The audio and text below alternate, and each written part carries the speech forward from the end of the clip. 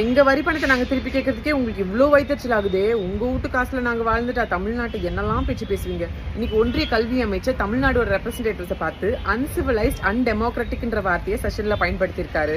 நம்ம குழந்தைங்களுக்கு அவங்க ரிலீஸ் பண்ண வேண்டிய 2200 கோடியை ரிலீஸ் பண்ணுங்கன்னு கேட்டதுக்கு நீங்க மும்மொழி கொள்கை பிஎம்சியை ஒத்துக்கிட்டா மட்டும்தான் நாங்க ஃபண்ட் ரிலீஸ் பண்ணுவோம் புதுசா ஒரு இக்க வச்சாங்க. நம்ம அமைச்சரும் நம்ம செக்ரட்டரி என்ன சொன்னாங்க, எங்க மாநிலத்துக்கு என்ன தேவைன்றது ஒரு கமிட்டி அமைச்சு நாங்க ஒரு ப்ரொபோசல் தரோம், அதை பாருங்கன்னு சொன்னதுக்கு கல்வி இன்னமும் கன்கரண்ட் லிஸ்ட் ஒத்திசைவு பட்டியல் தான் இருக்கு.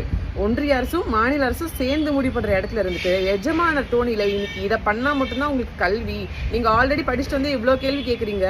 வடக்கெல்லாம் பாருங்க, படிப்பும் இல்ல சுகாதாரமும் இல்ல, எதுவுமே எல்லாம் எப்படி வச்சு மெயின்டைன் பண்ணிட்டு இருக்கோம். தெற்கும் அதே மாதிரி இருங்கன்ற தோணியில இன்னைக்கு ஒன்றிய கல்வி அமைச்சர் அவர் அன்சிவிலைஸ்டா ஒரு வார்த்தையை பார்த்துட்டு படித்த சமூகம் வளர்கின்ற சமூகமா இருக்கக்கூடிய தமிழ் சமூகத்தை பார்த்து அன்சிவிலைஸ்ன்ற வார்த்தையை அன்பார்லிமெண்டட் வார்த்தையை பயன்படுத்திட்டு இருக்காரு.